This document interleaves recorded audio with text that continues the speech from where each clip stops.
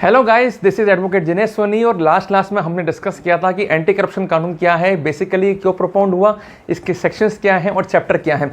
मैंने आपको एक होमवर्क दिया था, आप ज़रूर उसको जो है करना भूल गए होंगे मेरे हिसाब से, पर अगर आपने करा है तो आप बधाई के, अभिनंदन के जो है वो पात्र हैं। तो आज का सब्जेक्ट जो हमें डिस्कस करना है, public servant, public duty and the undue advantage. अगर आप इस चैप्टर को पढ़ के आए हैं तो आज बहुत कुछ लेके आप जाने वाले हैं, और आप नहीं पढ़ के आए हैं तब भी आप लेके जाने वाले हैं। पर शर्त इतनी सी है कि अब जो है अटेंटिव होकर सब काम छोड़कर जो है बैठ जाओ। मेरी क्लास जो है इंपॉर्टेंट है, इस क्लास में अगर पढ़ जाओगे, समझ जाओगे, तो कभी भी ये नहीं भूलोगे कि कानून क्या है, इसके प्रोविजंस क्या है और कानून जो है वो कैसे काम करता है। देखो, एक सबसे इंपॉर्टेंट बात मैंने यहाँ लिख दी है, पब्लिक सर्वेंट। दोस्तों, इस देश का दुर्भाग्य यह है कि जो पढ़ लिख जाता है ये बनता है गवर्नमेंट सर्वेंट, और जो अनपढ़ रहता है वो बन जाता है गवर्नमेंट। तो वैसी एक चीज़ है पब्लिक सर्वेंट, ऐसा सर्वेंट जो गवर्नमेंट के द्वारा जो है वो अपॉइंटेड है। हालांकि इस टॉपिक पर हम एक लेक्चर रिकॉर्ड कर चुके हैं और वापस से इसमें रिकॉर्ड करेंगे कि गवर्नमेंट सर्वेंट में और पब्लिक सर्वेंट में जो है वो क्या अंतर है। पर अभी हमें ये समझना है कि पब्लिक सर्वेंट की भुजाएँ जो हैं वो कितनी है। पब्लिक सर्वेंट की जो है वो दो भुजाएँ हैं अगर वो गलत काम कर रहा है। पहले तो है अनड्यू एडवांटेज, और दूसरी जो भुजा का हम देखते हैं ये है पब्लिक ड्यूटी। इन्हीं से जो है ये घिरा हुआ है पब्लिक सर्वेंट। इसलिए पहले हमें ये समझना पड़ेगा कि पब्लिक ड्यूटी क्या है और अनड्यू एडवांटेज क्या है, तभी हम बेटर एक्सप्लेन कर पाएंगे पब्लिक सर्वेंट को। कारण क्या है कि ये कानून पब्लिक सर्वेंट्स के लिए बड़ा ही इंपॉर्टेंट है, उन पे एप्लीकेबल है, क्योंकि जब भी वो गलत काम करते हैं तो उन्हें इस कानून के तहत जो है प्रोसिक्यूशन झेलना पड़ेगा, और प्रोसिक्यूशन साबित हो गया तो कन्विक्शन झेलना पड़ेगा।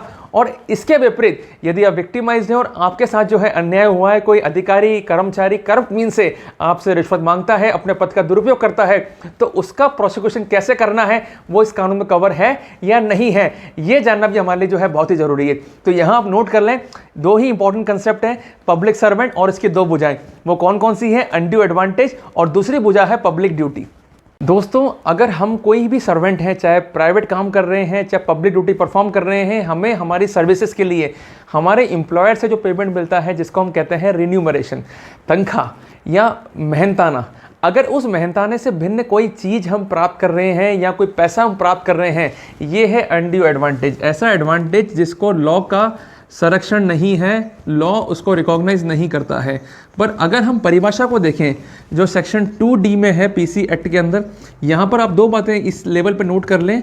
सबसे पहली बात, ये परिभाषा इनिशियली इस कानून में नहीं थी। Prevention of corruption act, amendment act 2018 से इस धारा को जो है वो जोड़ा गया, और सेक्शन 2 सब क्लॉज डी के रूप में जो है ये प्रोविज़न जो है वो कानून में आया, अनड्यू एडवांटेज। यहाँ पर दो बातें जो है वो लिख दी गई हैं, ग्रेटिफिकेशन और दूसरा है रिन्यूमरेशन, कि अगर gratification other than legal remuneration है then it would be undue advantage. पर यहाँ पर कानून क्या कहता है कि सिर्फ पैसा ही नहीं, हर वो चीज़ जो पैसे के समकक्ष मूल्य रखती हो, जिसको भले ही हम मुद्रा में एस्टिमेट नहीं कर सकते हैं, वो भी ग्रेटिफिकेशन का पार्ट बनेगी। फॉर एग्जाम्पल, मैं किसी से कहता हूँ कि साहब मैं आपका काम कर दूंगा, मैं इसके इतने रुपए लूँगा, then it is a bribe. अगर इसके अलावा मैं कहता हूं कि इस काम के लिए मैं ज्वेलरी लूँगा या सोने का सिक्का लूँगा, भले ही वो मुद्रा नहीं है, पर मुद्रा के तरह इसको हम मुद्रा के रूप में एस्टिमेट कर सकते हैं, उसका मूल्य है, that's why it is a gratification. दूसरी बात जो आ रही है वो आ रही है रिन्यूमरेशन की, कि जो भी तनख्वाह आपकी जस्टिफाइड है, it is a legal remuneration, और उसमें जो भी एक्सपेंसेस होंगे जो लीगली जस्टिफाइड हैं वो भी इसका पार्ट बनेंगे। अगर वो जस्टिफाइड नहीं है then it would be a corrupt amount, it would be an undue advantage. अब दूसरी आती है बात इंपॉर्टेंट पब्लिक ड्यूटी की। तो सेक्शन 2B जो है पीसी एक्ट का, जो डिफाइन करता है पब्लिक ड्यूटी को, ये आप नोट कर लें एग्जामिनेशन पॉइंट ऑफ व्यू से, कि सेक्शन 2B डिफाइन करता है पब्लिक ड्यूटी को। अब कंसेप्ट क्या है कि पब्लिक सर्वेंट जब कोई कार्य करेगा तो उसमें स्टेट का, पब्लिक का और कम्युनिटी का, तीनों बातें आप नोट कर लें, जो कि एग्जामिनेशन पॉइंट ऑफ व्यू से इंपॉर्टेंट है, प्रैक्टिकल पॉइंट ऑफ व्यू से इंपॉर्टेंट है और थ्योरेटिकल पॉइंट ऑफ व्यू से इंपॉर्टेंट है। जब कोई पब्लिक सर्वेंट कार्य करेगा तो उसमें स्टेट का, पब्लिक का, कम्युनिटी का इंटरेस्ट होगा एट लार्ज, और इन्हीं इंटरेस्ट के तहत जो ड्यूटीज पब्लिक सर्वेंट पर इम्पोज की जाएगी टू डिस्चार्ज, उसे हम क्या कहेंगे? इन क्यूमुलेटिव पब्लिक ड्यूटी।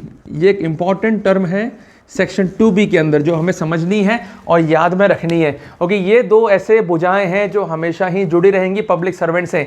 अगर हम इन्हें ध्यान में नहीं रखेंगे, भूल जाएंगे, तो किसी भी रूप में एक्ट के सही मीनिंग को, सही इंटेंशन को, सही इंटेंटिव को पकड़ ही नहीं पाएंगे। अब हम बात करेंगे पब्लिक सर्वेंट की। टॉपिक कॉम्प्लिकेटेड है, कारण क्या है कि इतनी कैटेगरीज दे रखी है कि जब एग्जामिनेशन पॉइंट ऑफ व्यू में जाएंगे या थ्योरेटिकल पॉइंट ऑफ व्यू में जाएंगे या प्रैक्टिकल पॉइंट ऑफ व्यू में जाएंगे तो हमको ये समझ नहीं आएगा कि वास्तव में पब्लिक सर्वेंट कौन है या कौन नहीं है। तो हम एक ईजी अप्रोच के जरिए आपको समझाने का जो है वो प्रयास कर रहे हैं। एक बार बोर्ड पे जो है जरूर देखें, यहाँ मैंने बात लिखी है पब्लिक सर्वेंट, और इनिशियली मैंने आपको ये बात कही थी कि हमें ये ध्यान में रखना है कि पब्लिक सर्वेंट जो है उसका बेसिक ऑब्लिगेशन क्या है कि पब्लिक ड्यूटी को परफॉर्म करना और अनड्यू एडवांटेज को ऑब्टेन नहीं करना। अगर हम बात करते हैं पब्लिक सर्वेंट की, तो यहाँ पर सबसे इंपॉर्टेंट बात जो मैंने आपसे कही थी पब्लिक ड्यूटी की, कि जो कोई आदमी अपनी पोस्ट के अंतर्गत पब्लिक ड्यूटी को परफॉर्म करता है, he is a public servant. सबसे इंपॉर्टेंट ध्यान देने वाली बात, समझने की बात है, रटना नहीं है। रटोगे तो जहां हो वहीं रह जाओगे, समझोगे तो देश को भी आगे ले जाओगे, खुद को भी आगे ले जाओगे, दूसरों को भी इन्फॉर्मेटिव करोगे, खुद को भी इन्फॉर्मेटिव करोगे। तो मैंने क्या बात कही कि जो कोई व्यक्ति पब्लिक ड्यूटी को डिस्चार्ज करेगा, जिस पोस्ट पर वो बैठा हुआ है, he is a public servant. Important बात है।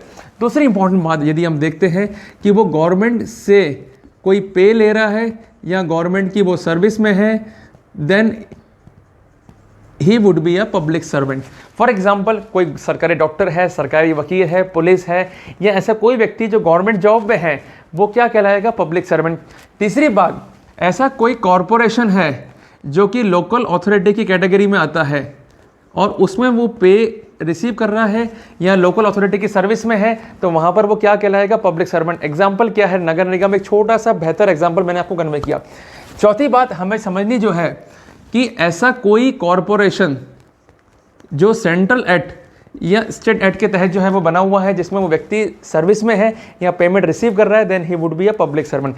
इसके अलावा एक वर्ड है गवर्नमेंट कंपनी, जिसे हम कहेंगे जीसी।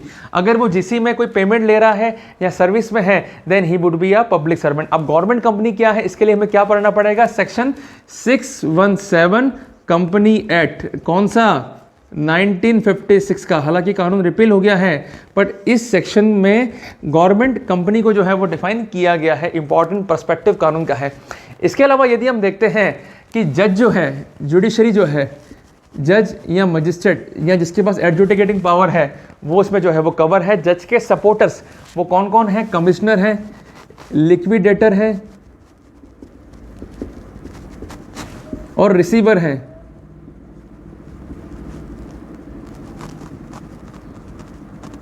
ये भी क्या है? इसमें कवर हो गए। बड़ा ही इजी सी बात है।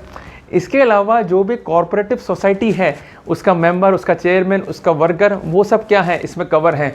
तो every person of cooperative society, ये आपको ध्यान में रखना है। और आखिरी आ रही है बात, कोई सर्विस कमीशन है, उसमें काम करने वाला व्यक्ति, ये जिसमें जो है कवर हो जाएगा। इसके अलावा एग्जांपल हम क्या लेंगे? सरकारी टीचर, साइंटिस्ट या किसी भी गवर्नमेंट संस्थान में काम करने वाला व्यक्ति इस कैटेगरी में जो है वो कवर होगा। इसके अलावा एक महत्वपूर्ण बात जो है वो कानून में की गई है, भले कोई आदमी प्राइवेट भी है पर गवर्नमेंट से रिन्यूमरेशन ले रहा है, पेमेंट ले रहा है और गवर्नमेंट को सर्विस दे रहा है, in that perspective, in that condition he would be a public servant. और आखिरी कैटेगरी जो हम भूल गए, जो हमें ध्यान में रखनी है, आर्बिट्रेटर। अगर इसको मैटर जो है वो कोर्ट ने रेफर करा है एडजुडिकेशन के लिए, in that perspective he would be a public servant. तो आज हमने छोटे वे में जाना कि पब्लिक सर्वेंट क्या होता है। अब आज हम समझ गए हैं कि ये कैटेगरीज क्या है और किस पर्सपेक्टिव में पब्लिक सर्वेंट आएगा और किस में नहीं आएगा। तो दोस्तों, हमने ये समझा कि पब्लिक सर्वेंट कौन है, पब्लिक ड्यूटी क्या है, अनड्यू एडवांटेज क्या है। यहाँ पर नेक्स्ट क्लास में हम डिस्कस करेंगे स्पेशल कोर्ट को। हमने एक चैप्टर नंबर 2 के ऊपर जो है बात इनिशियली कही थी कि स्पेशल कोर्ट यहाँ पर है, उनका स्ट्रक्चर क्या है, इसमें जज कौन होगा, इसका पब्लिक प्रोसिक्यूटर कौन होगा, उसकी पावर्स क्या होंगी। आप टॉपिक को पढ़ के आए। मेरी बार बार आपसे रिक्वेस्ट है, इस लेक्चर को आगे शेयर कर दें। कारण क्या है कि आप तो इन्फॉर्मेटिव हो जाएंगे, पर अगले को इन्फॉर्मेटिव करेंगे तो उसकी दुआएं भी जो है वो आपको ही मिलेंगी। तो मेरा ये निवेदन हमेशा ही आपसे अंत में इस वीडियो सीरीज के माध्यम से रहेगा। इसके अलावा इस वीडियो को किसी भी माध्यम से आप प्राप्त कर चुके हैं, चाहे वो यूट्यूब हो, फेसबुक हो या व्हाट्सएप हो, मेरे पेज को या मेरे YouTube चैनल को जो Soni arena law lecture series के नाम से है उसको सब्सक्राइब कर ले, ताकि लीगल इंफॉर्मेशन जो इंफॉर्मेटिव है आप तक जल्द जो है वो पहुंच सके। आज के लिए सिर्फ इतना ही।